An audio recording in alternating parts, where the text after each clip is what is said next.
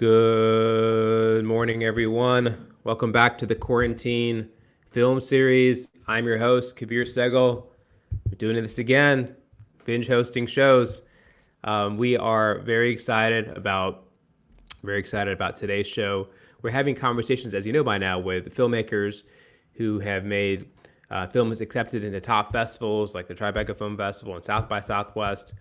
And these are moments for you to learn about what are the films that are going to be on your streaming services in the coming weeks and months ahead, years ahead. If you have a question, please drop it in the comment field, and we'll make sure to get the filmmaker to opine. And with that, it's been very exciting learning about this new film that just came out recently. I want to introduce you to an incredible filmmaker who has I just learned she's studied music. So for all those folks who tune into the Quarantine Concert Series, here you have another musical mind to join us. And she is a writer, a director, an actor, and this is her debut film. Very cool. It was accepted in the South by Southwest Film Festival, so no small feat. The title is "I Will Make You Mine," and it tells a story of three very different women who have one thing in common. And we're going to learn what that is in this conversation. So please welcome to the show the incredible maestra, filmmaker Lynn Chen. Welcome. Hi, good morning. Tell me first, where are you broadcasting from? I'm in Los Angeles from the set of the movie. Wow. Yeah, the set and the premiere of the movie. Wow, very home sweet home. Yeah. Tell me, how has the quarantine affected you? What did you have lined up that you had to cancel or postpone? Well, obviously, South by Southwest was what we were planning on doing, and that was sort of the big kickoff to the sheltering in place order. So I luckily sold my movie for distribution before the festival. So we had always planned to release it yesterday, May 26th was when it came out. So I've just been doing press and preparing to get this baby out into the world, basically, this entire time. Yeah, I want people to get a sense of how you structure your days in quarantine, because as a creative person, sometimes it's easy to get into a rut. So do you have a routine? Do you get up at a certain time? Do you make a coffee? Do you structure your creative time? What's your day-to-day like? Yeah. Basically, I wake up at early and earlier lately because I've been so excited. But I wake up at around 6 or 7-ish. My husband has a full-time job. He works on the TV show on Netflix, Big Mouth. So he's actually got a set schedule, and we'll have breakfast together. Breakfast is always the same. I make an oatmeal with, it's a savory oatmeal with turmeric and black pepper and sometimes an egg, sometimes spinach if I'm trying to make it exciting. Yeah. And then we go our separate ways. He goes into the office, I go into my office, which is right here, and we do our work until lunch and dinner. I mean, everything is structured around meals, basically. What we're gonna everything is leading up to dinner, and then in the evening, the phones get shut off, and we just start either playing video games or watching more screens, either a movie or a show. We just binge watched Normal People, and I read the book right before I binge watched it, so that was a lot of fun. Yeah, we've been just trying to work really hard during the day, and I try to take 2 walks a day. Oh, that's good. I take a walk at 10 a.m. and I take a walk at 3 p.m. and I do daily meditation at 11:30. I used to be part of this. Well, I am still part of this co-working space in Los Angeles called the Jane Club. It's for women, and we do meditation there every single day. But now we've moved it virtually, so we meet online Zoom, and we meditate together, and then I turn the computer off, and that's a full day. That's a full day. It is. It's pretty. Days fly by. Yeah, full and productive. Tell me about your wonderful film, I Will Make You Mine. What is the origin? Yes. What's this backstory behind it? So I Will Make You Mine is actually the third movie in a trilogy. The first movie was directed and written by Dave Boyle, a filmmaker who centered the story around Go Nakamura. He is a Bay Area musician playing a version of himself. And in these first 2 movies, Go Basically, they're more of like these buddy road trip movies, much more comedic. They're shot in black and white, and both of them premiered at South by Southwest. And Go and his buddies usually hit the road in pursuit of a woman. And I was in the first two movies. In the second movie, there was a bit of a love triangle with two other female characters. And each movie ended with a cliffhanger. And when we finished in 2012, Dave Boyle went around to film festivals saying this is going to be the lowest budget trilogy ever made. So I always held him to that. And about 3 years ago, we went hiking, and I've been an actor over 3 decades and had zero plans to become a filmmaker. Never even wanted to direct a short or write a short. I just was very happy staying in my lane. And when Dave and I went hiking, he told me, when I asked him, are you ever going to finish that trilogy? He told me no. And I was really surprised because I thought he was going to finish it, but also kind of sad that I was not going to see what was going to happen with these characters. So I ended up directing it and writing it, and we kickstarted it. And a year later, the movie was done. And I took the three characters, the three female characters from the first two movies, and I finished the trilogy by telling the story from their perspective. So I made Go Nakamura, who's the musician playing himself, I made him the love interest. And I took the three women and I told the story from the eyes of women who are sort of getting older and realizing that their dreams that they had for themselves in their youth were not coming true. So they each, in revisiting their ex-boyfriend, come to terms with the fact that they're now adults and life is not as it seemed when you're younger. So it's really a movie about aging. Yeah, that it seems. And you mentioned you're on the set. Talk to me about where you shot it, Home Sweet Home, and why you shot it there, and the challenges, or if any challenges you had filming where you are. Yeah, I did not want to film in my home. I mean, I've been on lots of sets, and I was like, that's never going to happen. But then, when you are making a movie for as little money as we did, you got to cut corners. And so one of the main characters, her name is Lynn Chen. She's actually a musician who plays a version of herself also. And her character needed a place to live, and we needed several days to shoot it. And so my house became everything. And it's funny. I feel like we were really lucky because we had such a small footprint that a lot of the places we ended up shooting at, and we were able to cut costs by promising that we wouldn't mess things up and calling in favors from places and restaurants and friends' places. So we were able to keep the costs low because of that. Got it. You talking about music? I love to ask, and we're obviously music folks over here. Talk to me about the music in the film. Like, who composed it, or what's the soundtrack, and how did you use music throughout the film?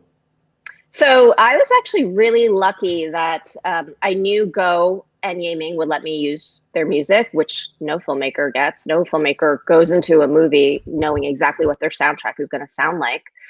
So I really got to pick and choose from their very vast library of songs. The reason the movie is called I Will Make You Mine is because there was already a song by Yiming's band, Yiming and the Rumors, called I Will Make You Mine. And I literally just went down a list of her songs and thought, that's a good song type. That's a good name for a movie. What are the lyrics? Does it make sense? And I wrote the movie around it. So all of the music is composed by Go Nakamura and Yiming. And there were only 2 songs that were specifically written for the movie, and maybe like 1 or 2 film score cues. But the rest of them were taken from the first 2 movies and from their albums that already exist. And they're musicians that have a very robust library to choose from. So it was really great because that also put me in the mindset when I was writing of like, I would just put on a song knowing that it would be used under when we edit it, and it just like brought me there immediately. And I could also like play it for the crew and tell them exactly what I was looking for. Hmm. You mentioned editing. Tell us about sort of well, what did you shoot in camera wise? And then walk us through the editing process. What did you edit in? What was the post production process like for you? So we actually were really lucky. We shot on the red monochrome, which is David Fincher's camera. There's only like a few of them in the world, and so we were able to get it because my DP, who shot the first two movies, Bill Otto. I actually had two DPs, so Bill Otto was one of the DPs.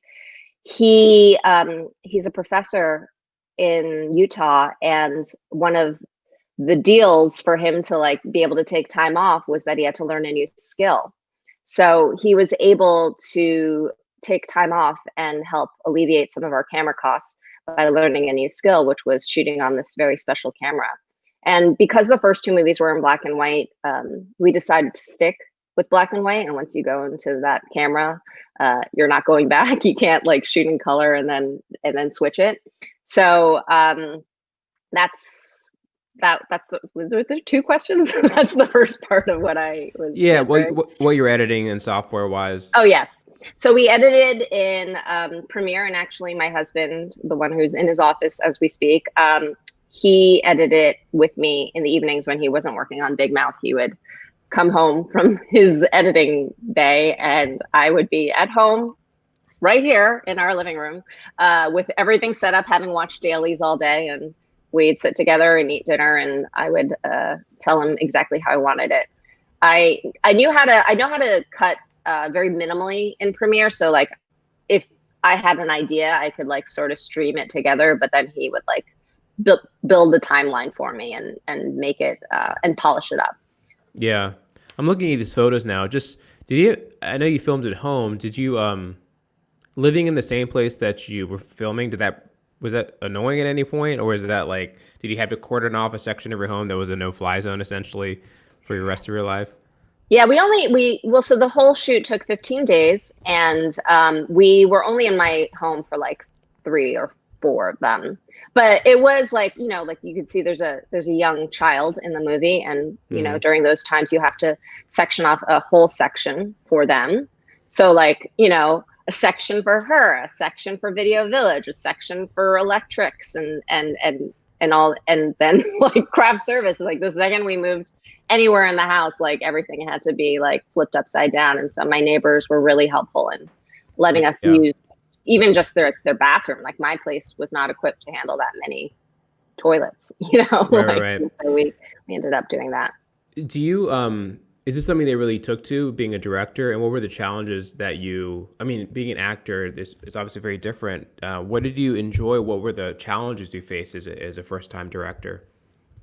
Well, I was definitely intimidated going into this because I felt like, oh man, I've never gone to film school. I don't really know anything about shots. And I like learned how to make a shot list like the week before. It was very intimidating. But then I thought about the fact that I've been on sets my entire life and have probably been on more sets than most directors, and definitely most first-time directors. So even though I had never worked behind the camera, I certainly knew how it functioned. And that first week, I actually filmed all of my characters' scenes. So it just felt like I was doing my normal job, but then making decisions and trying not to like get crap on me. Instead of like going straight to my trailer and opening a book, I would, be hanging out and paying attention and figuring out what was happening, which actually, before I filmed this movie, I had shadowed on 2 movies that I was in. I would just ask the director if I could just hang out and watch them. So that was happening a lot more. But it was surprising how much I enjoyed the directing process. And by the end of the shoot, when I was just behind the monitor, those were my favorite days. When I didn't have to worry about how I looked or sit in hair and makeup for an hour, I could just like show up, do it. And I really loved I feel like I've done a few movies since where I acted in, and now like my camaraderie with the crew is so different just because I'm I just have so much respect for every single person that does everything, that I just want to make their job easier instead of like being the typical actor. Like, I don't think I was ever that difficult, but like definitely, you know, I think I take into consideration like a lot of things to make the day go faster. What? Now. Yeah, and you had to navigate both worlds, being an actor and a director in this. And how did you? Any specific things you did to work with the film or with the actors to get them ready for the shoot? Any ways you did you go? Did you do readings? How did you work through them? Yeah, well, so most of the actors were from the first two movies. So like we just did rehearsals. But two of the people, as I said, were not actors, they're musicians and they're playing themselves. So I just made it really clear to them, especially there's a few scenes in the movie where they're playing music and writing music. And I said to them, like, just please make this your own. Like I gave them like some bare bones to start with. Like there's like a scene where Ye Ming's character, she's like writing a song at the piano. And I was just like, all right, just like play Moonlight Sonata and then try to like turn Moonlight Sonata into I Will Make You Mine. Go. And she like sat there and like somehow did it and we cut it together. And that was interesting. But like, you know, for most of the more seasoned actors, like I have Tamlyn Tomita in this movie who I grew up watching in The Karate Kid 2 and Joy Luck Club. And she's like one of the main reasons I became an actor. And to direct her could have been intimidating, but instead I was just like, you do your thing. I'm just gonna like stand over here. You do what you're gonna do. So that was a very different experience. But I think like whenever I felt like I couldn't figure out how to make somebody do something the way I wanted them to do it, it was usually just involved like going into my little bag of tricks as an actor and trying to talk to them, like talk them through it. I think I cried a lot more on set as a director than any other director ever. Like I don't think any director stands there giving direction and starts to like cry because they're also going through the emotions. But that's how I do it. Like I usually like put myself in the headspace as an actor. So like when I was trying to get someone to get emotional, I would cry with them. And I guess maybe like that made them feel empathetic and do it too. Yeah. So congratulations on the release. Tell us about how you thought about the distribution of it and where we can find out more. I guess this is where we can find out more. The website's right here on the crawl. Yes, iwillmakeyoumine.com it's streaming basically everywhere. Anywhere that you would go get a movie, it would be there. And it's also on DVD and Blu-ray. So the first two movies, Surrogate Valentine and Daylight Savings, they're both with Gravitas Ventures, who we ended up selling to. And it was just like a no-brainer. We just approached them before South by Southwest and we're like, hey, let's just do a third together. Let's make this easy. Like we love partnering with you guys. We love the idea of keeping the trilogy in the same family. So like let's just do that. So that was also like a conscious decision on my part that like I've been to a lot of film festivals as an actor and there was a part of me that was like, I don't want to sit there like worrying about having to sell my movie, about like how the audience is going to have to behave, about how I'm going to come off in a Q&A. I want to like be relaxed, and if we already have this home for it, then let's just stay there. And I really wanted my film festival experience to just purely be about like connecting with an audience and connecting with my moderators and hearing what people had to say about the movie instead of like worrying about having to sell it. Got it. We have a question from Ben. I'll put it up on the screen. Very interesting.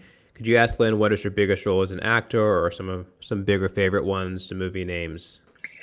So it's funny because my very first movie ever was this movie called Saving Face from 2005 that premiered at the Toronto International Film Festival, went to Sundance, Sony Pictures Classics released it. And it's a movie about an Asian lesbian whose mom, played by Joan Chen, gets pregnant and hilarity ensues. And this movie 15 years ago premiered Memorial Day weekend. And Alice Wu, the director, she just directed her second movie 15 years later called The Half of It that's now on Netflix, and it's having this renaissance. And people are rewatching Saving Face because of it. So a lot of people have been coming out of the woodwork saying that they love the movie or are discovering the movie. So that's probably my biggest one, my first movie. I mean, I've done so many random things. I narrated Crazy Rich Asians, the audiobook. I'm on Shameless season 10. I'm in Call of Duty. I play a bad guy named Go Sri Lam. But you can't tell it's me because, like, even though she looks like me, she's got like tattoos and blue eyes and bangs, and she holds a big machine gun, so you might not recognize me. Cool. Back to your movie. How did you think about the premiere, and how do you think about sort of getting the word out there now that it's out? It's funny. I did not want to do anything last night. Yesterday was when we premiered, and I said to my husband, like, let's just like stay home and watch it on our TV like everyone else. And he was very insistent that we make it special. And so he actually surprised me. I knew that we were going to be watching it outside at my neighbor's house.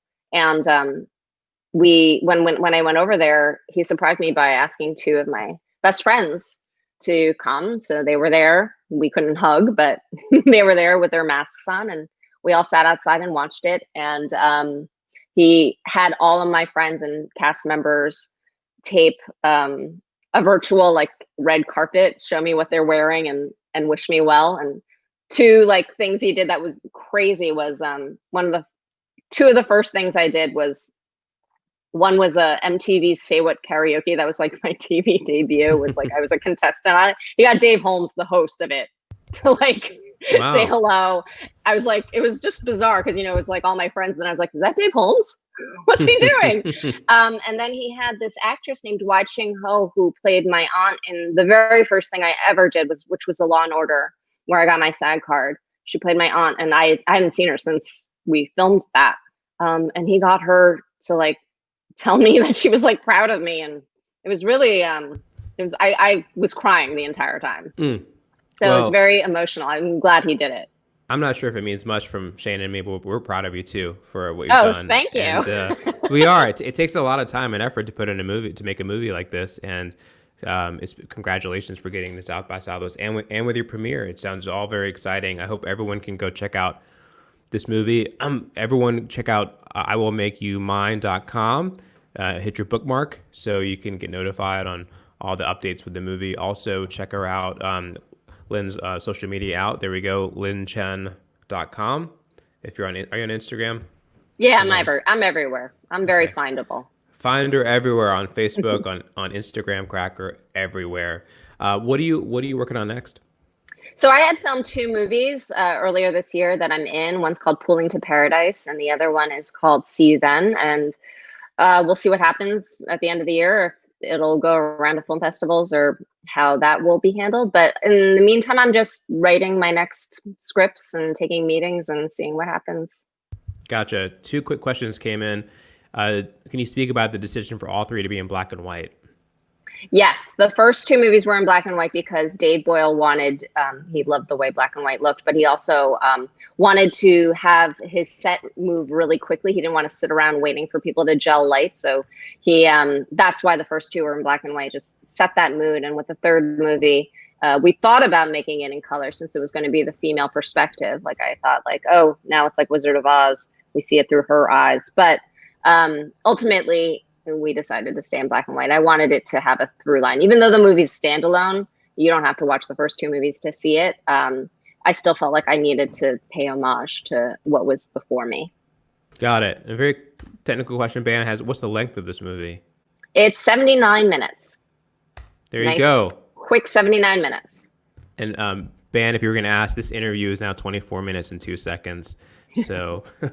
Cool. Thanks so much for being on the show, Lynn. We wish you all the best with this movie, and excited to see what you do next. Thank you so much. Really appreciate it. Of course. I do want to give a special shout out to my friend Shane for producing the show, and he is in the LA area. And if you are around, knock on his door. He makes the best hummus in town. Let's put that up there. Try Shane's hummus. And I want to wish everyone a great day. Stay home if you can. And we'll see you tonight, 10 p.m. Eastern, for the next Quarantine Concert Series, show number 93.